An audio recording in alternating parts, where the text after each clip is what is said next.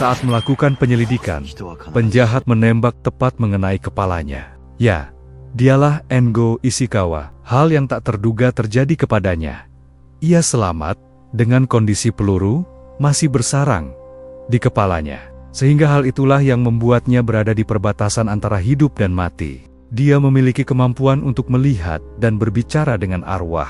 Ishikawa menjadi tempat peraduan arwah yang menuntut keadilan. Suatu ketika dia menangkap penjahat yang membunuh seorang anak. Ishikawa memaksanya untuk mengaku dan memaksa untuk menunjukkan di mana pembunuh itu menyembunyikan barang bukti. Barang bukti ini sangat penting untuk ditemukan. Jika tidak, sang penjahat tidak bisa dituntut apapun. Sebenarnya Ishikawa adalah tipe detektif yang baik, tidak suka membunuh para penjahat. Dia lebih suka untuk menuntut mereka di pengadilan. Namun, Ando si penjahat ini seolah menantang dan menguji kesabaran Ishikawa. Hal yang tak terduga pun terjadi. Ishikawa mendorong Ando ke tepi gedung dan melepaskan tangannya. Sehingga matilah Ando si penjahat ini. Uma Tachibana, rekan Ishikawa, datang telat.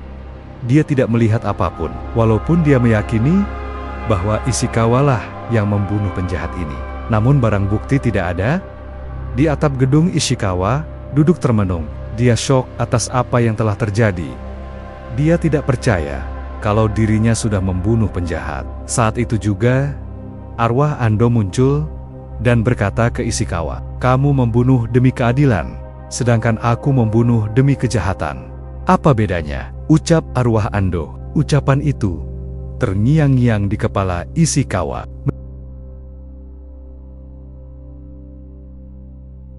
Mereka adalah kelompok detektif yang akan membantu Ishikawa menyelesaikan kasus lain dan keluar dari kasus pembunuhan ini. Petugas dari Mabes sudah datang untuk menginterogasi Ishikawa. Kepala penyidiknya bernama Pak Kuda. Di dalam ruangan, Ishikawa tetap terdiam. Arwah Ando mendatanginya lagi dan berkata pada Ishikawa, "Bagaimana? Apakah kamu tetap tidak mengakuinya? Apa bedanya membunuh untuk keadilan dan membunuh demi kejahatan?" Pak Kuda datang menemui Ishikawa dan berkata bahwa dia yang akan memimpin penyidikan kasusnya. Sedang Ishikawa hanya menjawab dengan lirih. "Ya." Pak Kuda mendatangi ruang otopsi mayat Ando. Dia berkata pada Mika tentang kondisi mayat Ando. Lalu Mika menyampaikan bahwa hanya terdapat cedera parah di kepala bagian belakang. Dalam penyidikan, Pak Kuda menyampaikan bahwa pertanyaan bersifat sukarela, namun Ishikawa tetap diam 1000 bahasa. Lagi dan lagi, arwah Ando datang untuk membuat bingung Ishikawa dengan bisikan-bisikannya. Kali ini dia berkata, "Kalau kamu tetap diam, mereka tidak akan bisa menjeratmu, dan kasus ini kemungkinan akan ditutup. Jika kamu berbohong, maka kamu akan tetap bisa menegakkan keadilan." Ishikawa terlihat bimbang. Dia diam.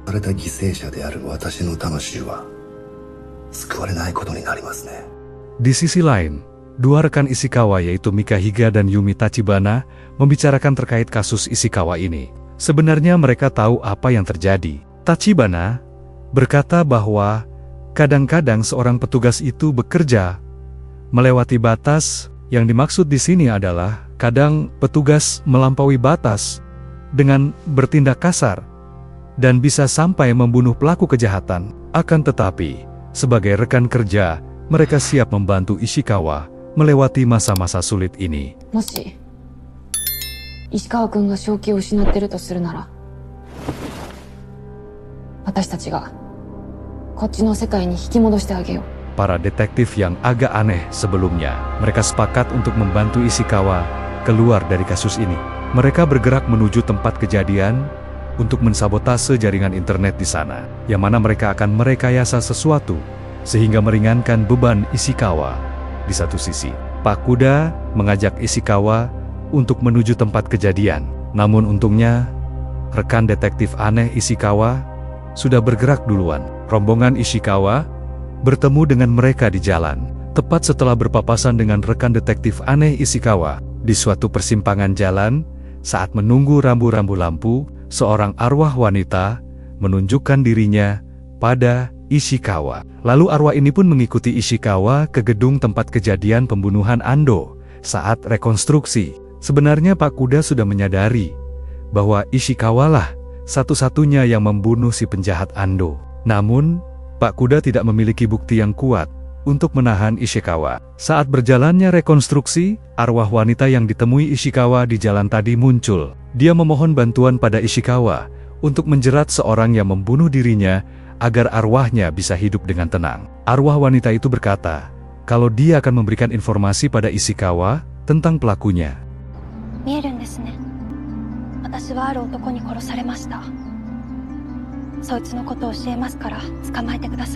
Bagaimana? Apakah kamu bisa mengingatnya? Namun Ishikawa berkata, kepalaku sakit sekali. Lantas Pak Kuda mengajak Ishikawa untuk kembali ke kantor. Inilah dia sosok pembunuh berdarah dingin yang tega menghabisi nyawa wanita yang menemui Ishikawa tadi. Dia mencoba pergi untuk menghilangkan barang bukti. Kembali ke penyidikan Ishikawa oleh Pak Kuda. Apakah kau ingat sesuatu? Tanya Pak Kuda pada Ishikawa. Namun kali ini, Ishikawa meresponnya dengan penuh ketegasan dan keyakinan. Aku menolak meneruskan interogasi ini. Dia menolak hanya untuk menegakkan keadilan pada wanita malang tersebut. Ishikawa ingin menjebloskan pelakunya ke penjara. Langsung saja, Ishikawa bergegas untuk menyelidiki kasus arwah wanita tersebut. Namun bukan Pak Kuda namanya. Jika bukan penyidik handal, ia menyuruh anak buahnya untuk mengikuti Ishikawa. Akan tetapi, bukan Ishikawa namanya. Jika tidak dengan mudah mengelabui anak buah Pak Kuda. Anak buah Pak Kuda kebingungan. Dia kehilangan jejak Ishikawa. Ishikawa bergegas untuk mencari tahu informasi tentang pelaku yang diberikan oleh arwah wanita tadi. Dia meminta bantuan pada teman-teman detektif lucu, namun sangat kompeten. Klak-klik komputer. Tak berselang lama, Ishikawa mendapatkan data lengkap di mana pelaku pembunuhan itu tinggal. Pucuk dicinta ulam pun tiba. Ishikawa berpapasan dengan si pelaku di jalan. Langsung saja dia mengejarnya dan mencegat si pelaku tersebut. Ishikawa menyuruh si lelaki pembunuh tersebut untuk menurunkan kaca mobilnya. Dia menginterogasi lelaki tersebut beberapa pertanyaan. Namun kali ini Ishikawa tidak mendapatkan apa yang dia inginkan.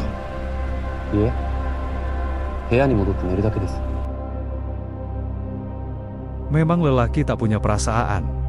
Sungguh kejam dan berdarah dingin. Di dalam kamar apartemennya, dia kembali membuka koper berisi jasad wanita cantik tadi dan berkata, bagaimana polisi bisa tahu? Akan sangat repot jika dia mengetahuinya. Si pelaku nampak kaget. Bagaimana Ishikawa tahu tentang kasus ini? Karena dia melakukan pembunuhan ini dengan diam-diam. Ishikawa tetap sabar dalam menjalankan tugasnya. Dia ngopi-ngopi tipis di kafe dekat lelaki itu tinggal. Arwah wanita tadi datang dan mengobrol dengan Ishikawa. Ishikawa menginterogasi arwah wanita tersebut. Dia bertanya, siapa wanita tersebut? Bagaimana bisa kenal dengan lelaki kejam tadi? Namun, bukan buaya namanya. Jika tidak pandai merayu dan berbohong, hati-hatilah para wanita terhadap lelaki yang terlihat baik kepadamu. Kamu tidak tahu apa yang ada di dalam hatinya. Jagalah kehormatanmu, itu sesuatu yang mahal. Dari serangkaian pertanyaan yang Ishikawa lontarkan pada arwah wanita tersebut, dia menyimpulkan bahwa ada kemungkinan banyak korban selain wanita tadi yang disembunyikan oleh lelaki kejam berdarah dingin itu. Tak disangka, tiba-tiba arwah Ando kembali muncul dan Ishikawa terdiam mendengarkan ocehannya. Arwah Ando berkata pada Ishikawa, cepat selesaikan kasus ini. Datanglah ke duniaku.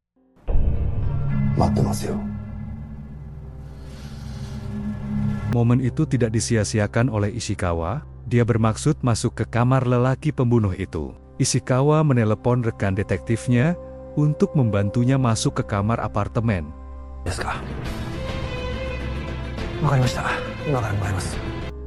Dengan peralatannya, Ishikawa dan rekannya dengan mudah masuk ke kamar yang diduga milik lelaki pembunuh tersebut. Dia menyisir kamar tersebut. Dia cari di dalam lemari dan di teras luar. Namun nihil. Tidak ditemukan apa-apa. Akhirnya Ishikawa memutuskan untuk pulang bersama rekannya.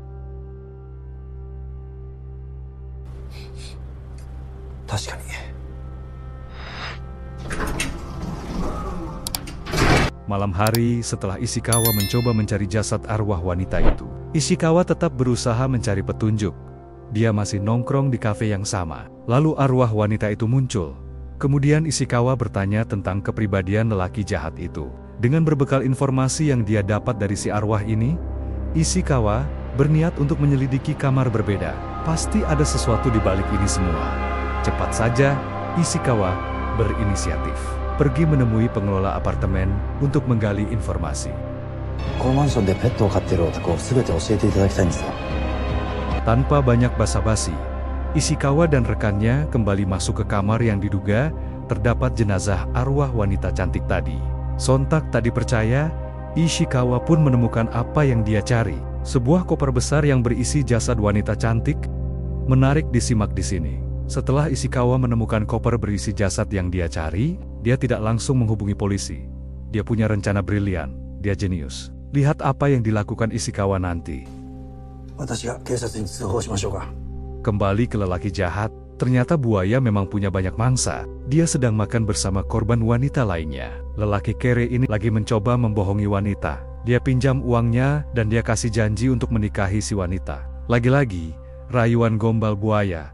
Namun dengan rayuan maut ini, banyak juga wanita yang jadi korbannya. Si lelaki jahat ini berusaha untuk meminta bantuan wanita lainnya untuk membawa koper yang berisi jasad. Sungguh licik dan kejam tak berperasaan. Esok hari, skenario yang dijalankan si lelaki penjahat ini pun dilakukan.